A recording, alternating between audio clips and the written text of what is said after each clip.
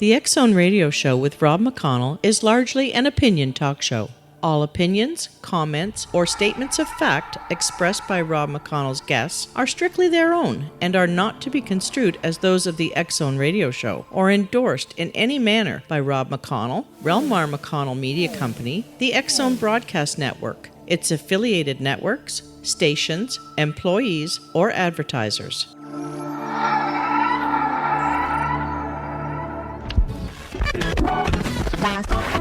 All Hit Radio.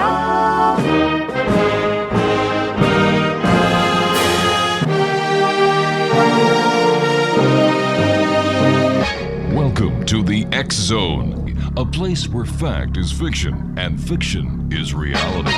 Now, here's your host, Rob McConnell.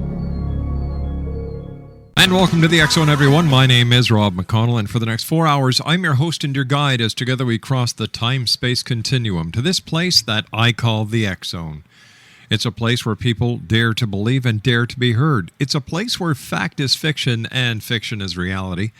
And the X Zone comes to you Monday through Friday from 10 p.m. Eastern until 2 a.m. Eastern on the Talkstar Radio Network, X Zone Broadcast Network, UK High Definition Radio, Euro High Definition Radio, and Star Cable.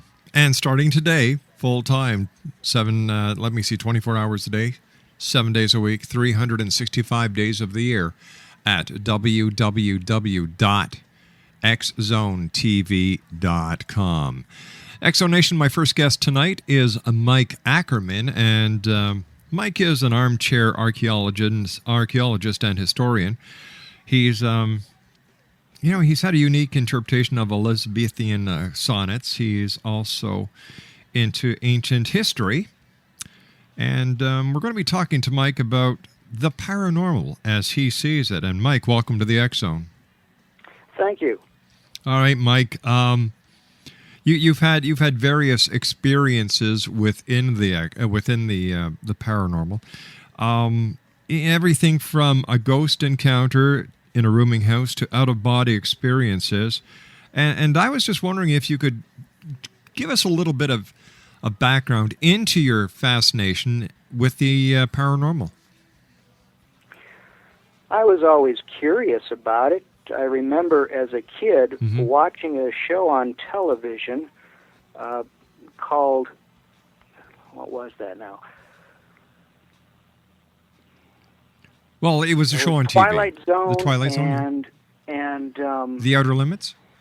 Outer Limits, that was it. Mm-hmm. I remember Outer Limits especially being my favorite because they always ended it by explaining that there were experiences by people that sort of tied into their story as being real. Right.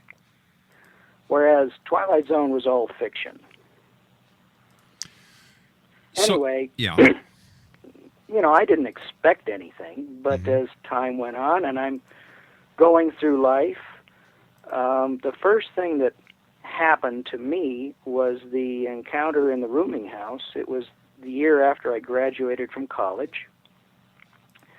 I was living in a rooming house and suddenly was awakened in the middle of the night, something shaking me. All right, what we're going to do here, Mike, is take a little bit of a cliffhanger from old-time TV because you and I have to take our first commercial break, so please stand by. X Zone Nation, Mike Ackerman is our guest this hour. We're talking about experiences with the paranormal here on the X Zone. If you'd like to send an email, xzone@xzoneradiotv.com.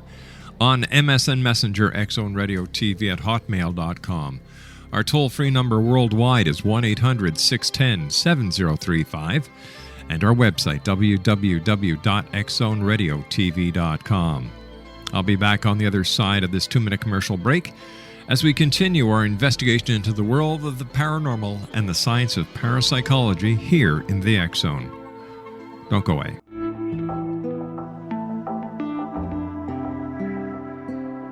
Take a step back in time and discover old Florida cuisine at Marsh Landing Restaurant in Fellsmere. Enjoy delicacies such as frog legs, gator tail, catfish, and swamp cabbage, or enjoy the more traditional cuisine like hand-cut Angus steaks, ribs, and seafood. Join us for breakfast with a southern flair featuring sweet potato pancakes, biscuits and gravy, and much more. Planning a party? Marsh Landing's private dining room can accommodate groups from 8 to 80 people. While you're visiting, enjoy the historic pictures, artifacts, and stories that line the walls. Marsh Landing is truly a unique experience. Marsh Landing Restaurant, 44 North Broadway in historic Fellsmere, or visit marshlandingrestaurant.com. Marsh Landing, Old Florida cuisine at its best.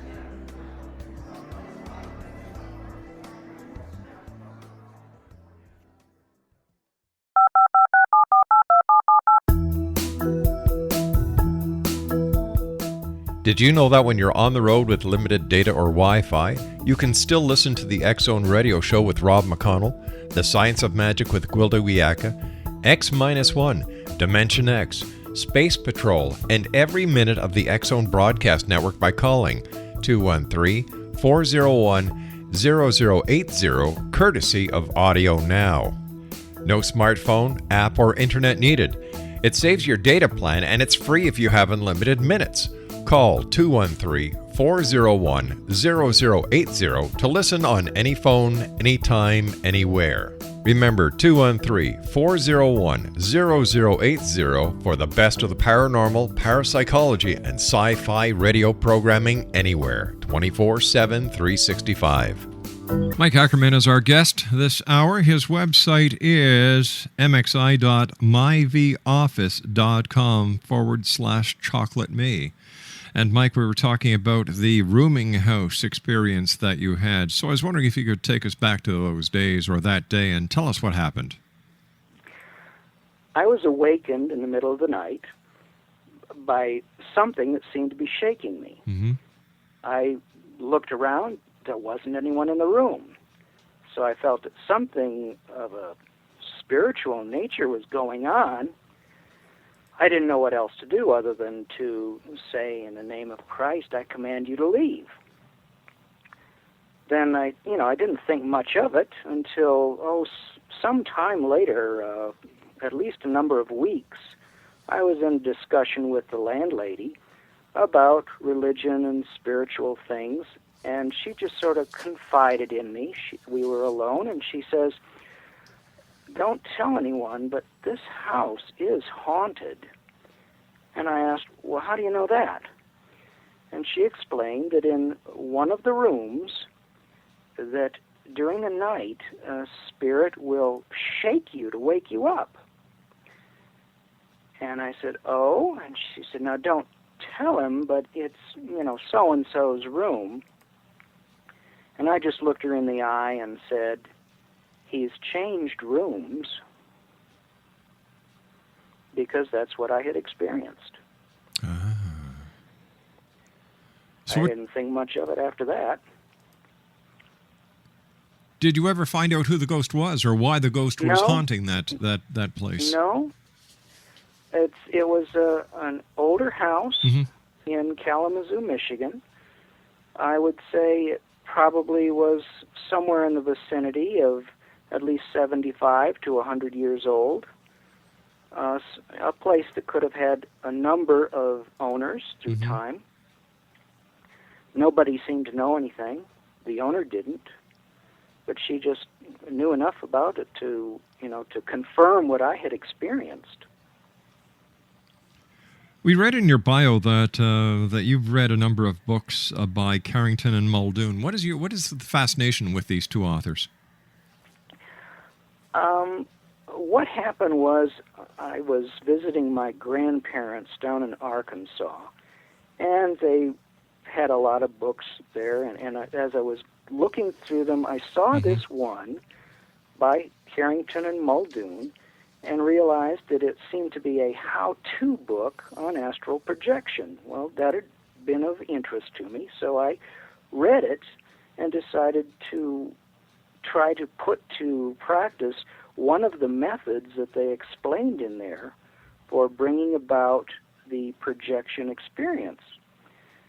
And what I chose to do was essentially lie down in bed at night, rest quietly, and try to will my breathing and my heartbeat to slow down. Right. and remain completely immovable. You know how you usually want to move around as you're resting? Mm-hmm. Well, I had to stop that and completely become, I guess they use the word catatonic, unmoving. And after trying to do this for quite a while in a wakeful state, I just sort of gave up and decided, this is enough. It's time to go to sleep. And I turned to my left, and as I did so, I just seemed to roll out of my body and do an arc flying through the air in the room and come to a standing position at the foot of the bed. Well, of course, I'm getting all excited, thinking, wow, this is really happening. It's real. Now what? Now what do I do? I didn't know what a next step would be. This is my first attempt, and here I am having success at it. Mm-hmm. Well, I guess from what I've read, getting all emotional about it, excited about it, can cause you to lose it. And so I immediately snapped back into my body in the bed. I woke my wife up, told her what happened, and on later nights, we were both aware of sort of a vibration that you can feel that was written about in the book or in somewhere in my reading. So I never really got anywhere with that after that. I think part of it was somewhat of my fear of the unknown here. This was something really big that I was not really knowledgeable in yet. So where did this take you on your next step in the quest to find out more? I've read a lot about the subject. Some of my favorite books, I think my best one would be out of the Robert Monroe series. Mm-hmm. There's 3 books, and the middle one, the second one, is called Far Journeys. He has some things to say in there rather peculiar about projection and relating it to electrical things in the area. I've never seen that anywhere else. Another book that I have is an old book called Casebook of Astral Projection 545 through 746 by Robert Crookall. Right. It's just sort of a collection of experiences that people report, and it's just all the variety that is represented there. I know, going back to the Muldoon book, the Carrington Muldoon book, they just talked about the physical world we live in, and Muldoon was able to travel around in our world as a spirit. And yet other books talk about there being other dimensions or other worlds. I can't speak for anything like that from experience, but there seems to be some variety in people's experiences. Right. What did you experience? Just the arc flying around. Mentally, I felt awake. Mm-hmm. It wasn't like a dream. It was very real to me. As far as dreams are concerned, I often have a hard time remembering them unless I know what I dreamt as soon as I wake up and talk about it. I'm going to forget it. Right. But this was something far different from that. It was like I was really flying through the air, but I realized my body doesn't do that. So this landing in a standing position at the foot of the bed and being ready to move forward to the next step, but not knowing what it was or how to achieve it, it was just a very exciting experience. I'm thinking to myself as it happened, this is real, I'm doing it. Now what? Yeah, I guess. but I didn't know what the next step would be. The Do you- vibration thing on later nights was intriguing. I guess from what I've read, you can sort of start to lift out of your body and have this vibratory feeling like you're balancing on something. And then you want to move to your next step. But I didn't know what to do with that. Do you still have out-of-body experiences? No, not really. Since that period of time, that happened back in 1982. So it's been a long time. So why haven't you ventured out into the wild beyonder? I did go so far as to visit the Monroe Institute in Virginia a few years ago. Yes. And tried getting some of their CDs that supposedly would help, but I was not having any success with that. So I don't know whether I'm dealing with a subconscious fear or what it is that's not allowing me to move forward with this. I do work with hypnosis on occasion. I'm not sure what to say there, what my personal hang-up might be. But as far as having any more out-of-body experiences, that's not happened. Do you miss it? Not at this point. Physical life has enough challenges. But just the whole thing about dealing with anything like this does intrigue me. I did work with hypnosis when I was in high school. Mm-hmm. We did age regression. Right. I was the hypnotist, and my friend was the subject. Much of what I've read leaves questions in my mind. For example, the health issue. Obviously, Sylvan Muldoon was not a healthy person. Mm-hmm. And yet other writers that I've read have said that you should eat certain foods and stay clear of others, and if you want to have an out-of-body experience. I don't know what to say on that. My feeling is just that most of my time I'm in my body, so I want to keep it healthy.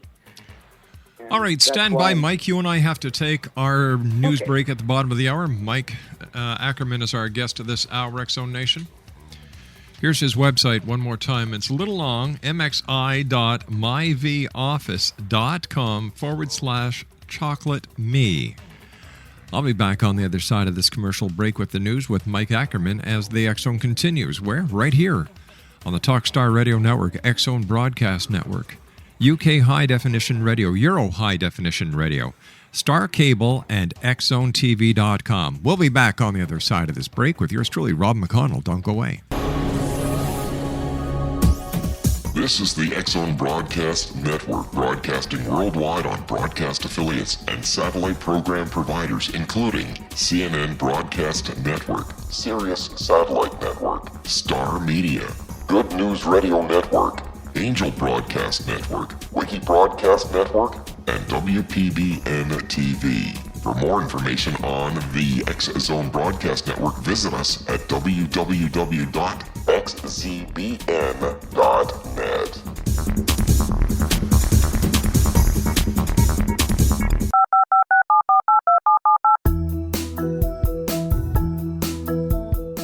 Did you know that when you're on the road with limited data or Wi-Fi, you can still listen to the X-Zone Radio Show with Rob McConnell, The Science of Magic with Gwilda Wiyaka, X-1, Dimension X, Space Patrol, and every minute of the X-Zone Broadcast Network by calling 213-401-0080, courtesy of Audio Now. No smartphone, app, or internet needed. It saves your data plan, and it's free if you have unlimited minutes. Call 213-401-0080 213-401-0080 to listen on any phone, anytime, anywhere. Remember 213-401-0080 for the best of the paranormal, parapsychology, and sci-fi radio programming anywhere, 24/7, 365. Welcome back, everyone. Mike Ackerman is our special guest this hour. Mike, I understand you had a run-in with your grandfather's ghost. Not a personal run-in, but what happened was back in 2005, my daughter told me that she was going to be going to Arkansas with a friend and wanted to see the restaurant that I'd always talked about my grandfather having built. And so I told her where it was and how to get there in Eureka Springs, Arkansas. And she stopped there and told the owner of the restaurant that she was the great-granddaughter of the man who had built it. In their casual conversation, the owner told her that he thought that Grandpa was haunting the place. So when she reported that to me, I got very curious when I went back the next year in 2006, and I asked questions. I said, what about this haunting I hear goes on in this restaurant? I found that it changed hands. There was a new owner. They'd expanded the size and renamed it the Angler's Grill. And I was told that I was going to have to talk to the older staff in order to understand what was going on. They talked of dials being moved, things being moved, and I thought, well, is this just a case of things not being where you left them, or what's going on here? Is this all there is to this superstition? And they got adamant and say, no, we have seen him. We have seen the ghost. And they pointed out a couple of people that worked on the staff in the kitchen that said they had seen him. So my next question, of course, is, what did you see? They described a skinny old man with a goatee beard, and he always wears a white jacket. I couldn't argue. That's a perfect description of my grandfather, Harold Ackerman, who died in 1983, and he hadn't worked in the restaurant since the very early 70s. Why do you think he haunts the restaurant? That is a good question. He was very proud of it. The fact that that's what he would want to do, he was very possessive. I know that after they sold the restaurant, he built a museum from my grandmother's doll collection. Right. And when some people came by and offered to help him with the work, he chased them off. He didn't want anybody helping him, so he was a loner. And just the idea of having someone else in his restaurant may bother him somehow. I don't know what to think of that. I try to figure it out. Right. Anyway, we came back again the next year in 2007, and I just walked in the restaurant. Understand I live 1,000 miles away, so it's not like I can drop by any convenient night. Right. But we went in there that next summer, and I just walked in. I didn't say anything. I was waiting to be seated, and the cook happened to be out front talking to one of his friends at a table, and he looked up, saw me, and pointed at me, saying, "I know who you are." And then he turned around, stuck his head through the kitchen door, and yells out, "Hey guys, the grandson of the ghost is here." Now, I've never seen the ghost, but it's obvious to me that the staff that works there believe in him. Very interesting. And what they've described fits the description of my grandfather. Now tell me, do your experiences that you've had fit within your religious beliefs? Yes. I was raised Methodist, Mm-hmm. and in the year after I graduated from college, I joined the LDS Church, which does believe that there is a spiritual life after death. And I have had other people tell me of experiences regarding their family where they might have an occurrence where they see someone that has passed on. I find it curious in regards to my grandfather. The last year I saw him was 1982, and he told me at that time about his mother's death when he was about 9. She was bedridden, and he woke up in the night and saw her standing by his bed. He reached out to her, and she jumped back and then just vanished, disappeared from sight. Wow. So he seems to have seen the spirit of his mother the night she died. Just a week before his death, Mm-hmm. I woke up in the middle of the night and had a feeling that something was wrong. One of my grandparents was going to die. And I felt so strongly about it that I told the friends we were with,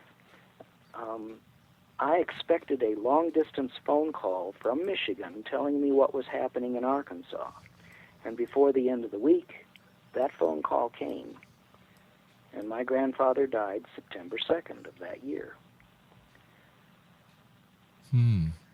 As far as my religious beliefs are concerned, I don't see any conflict between what people talk about and the biblical ideas that are in the Bible. I don't see any conflict there. You know, I understand that you're a man who enjoys literature, and you've probably read Shakespeare a number of times, and he talks about ghosts a lot. Do you think Shakespeare took ghosts seriously, or did he use them as a point of metaphor in his writings? Traditionally, ghosts in the theater prior to Shakespeare were clowns. Mm-hmm. They were there for humor. But Shakespeare uses a ghost very seriously in the play Hamlet.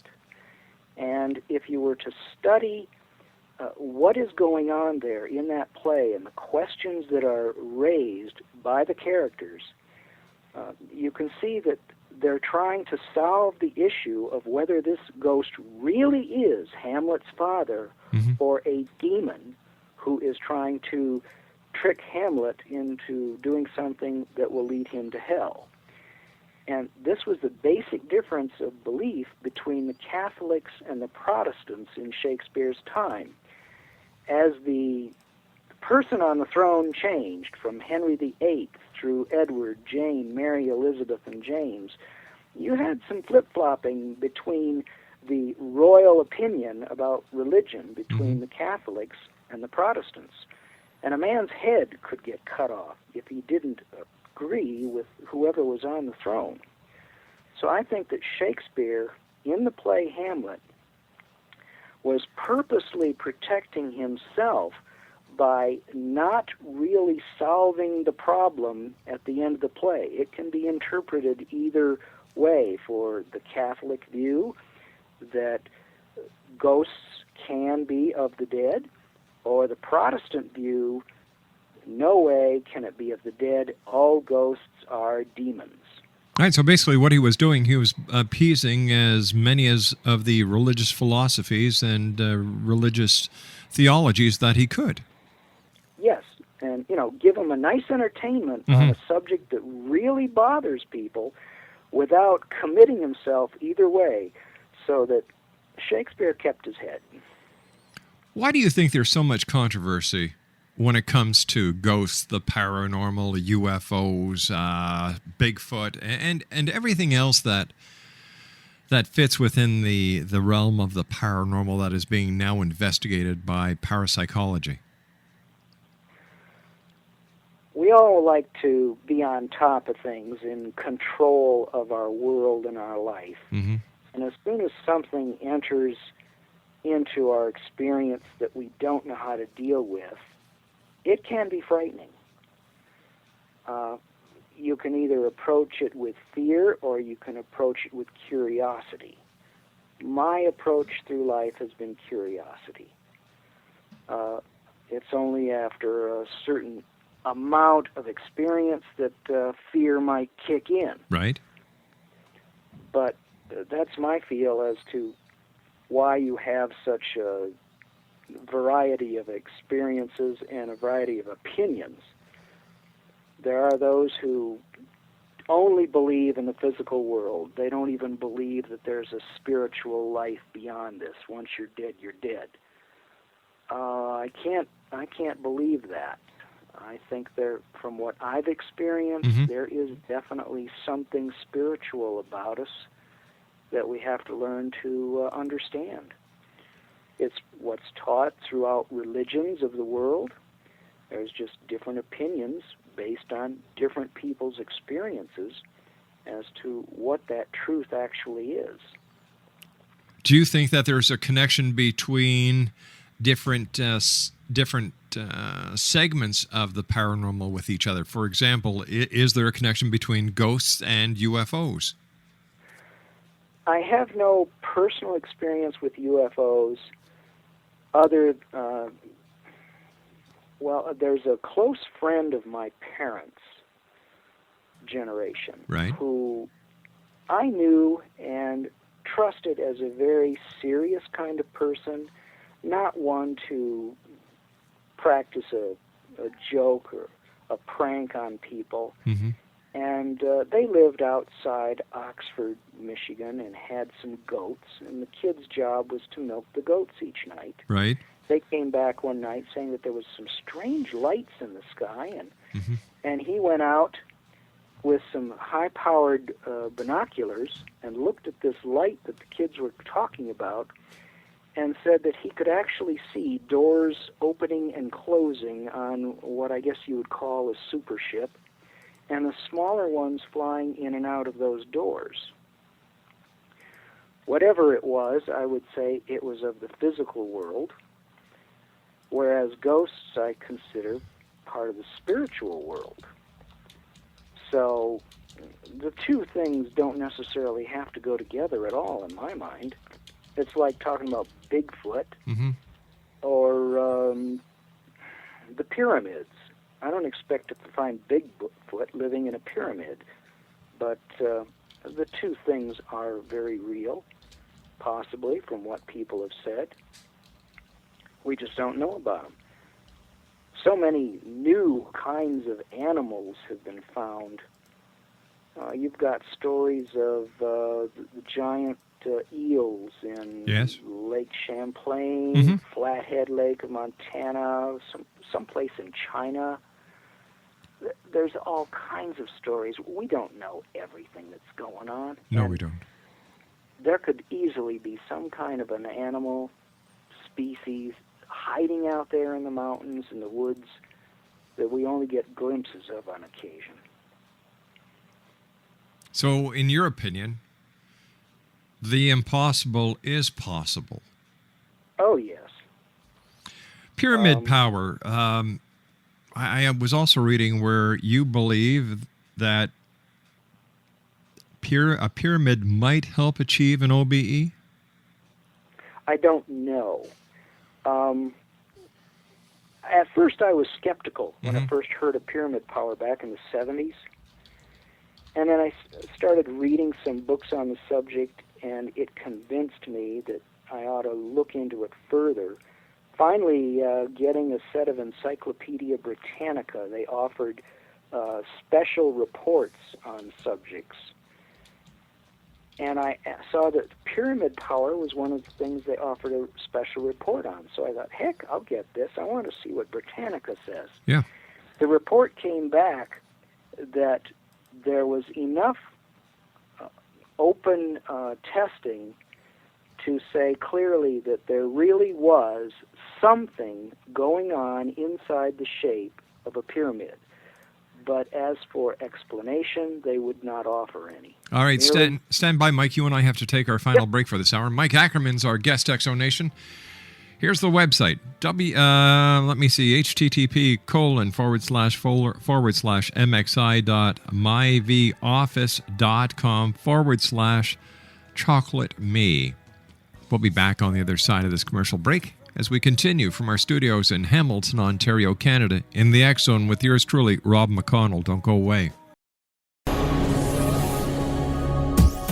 This is the X-Zone Broadcast Network, broadcasting worldwide on broadcast affiliates and satellite program providers, including CNN Broadcast Network, Sirius Satellite Network, Star Media, Good News Radio Network, Angel Broadcast Network, Wiki Broadcast Network, and WPBN TV. For more information on the X-Zone Broadcast Network, visit us at www.xzbn.net.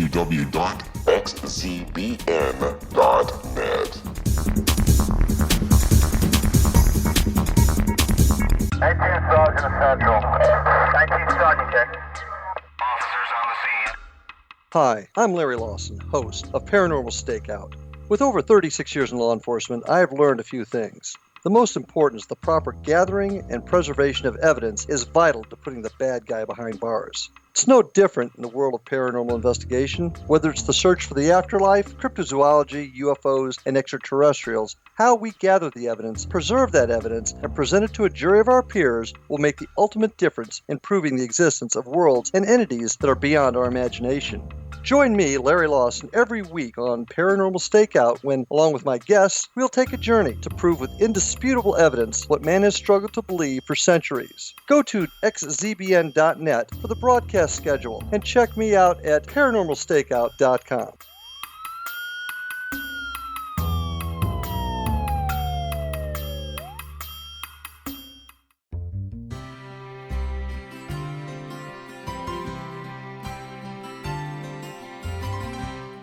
True healing must address 4 levels: physical, emotional, mental, and spiritual, for us to live joyful and productive lives. We tend to treat 3 of the 4, leaving the spiritual languishing.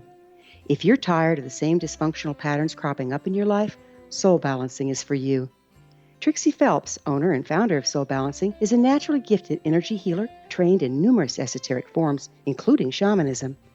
Trixie has created a powerful modality that safely and effectively clears your energetic field. A soul balancing session can remove interference, heal trauma, and restore your hope. Contact Trixie for a life-changing long-distance session today. www.soulbalancing.world.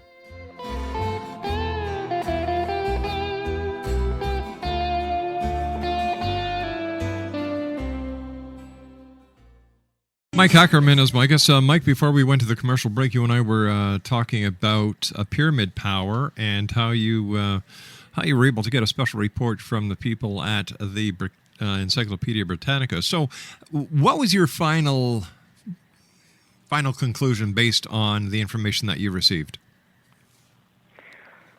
That pyramid power is a real entity. We just have no explanation for it. I have probably half a dozen books on my shelf on the subject, and there's all kinds of testing that people have done. Peculiarly, there seems to be a connection between the sunspot cycle and this energy inside the shape of the pyramid.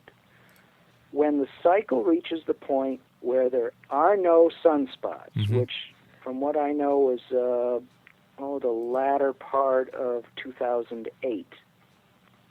At that point, the pyramid ceases to work. There is no pyramid power.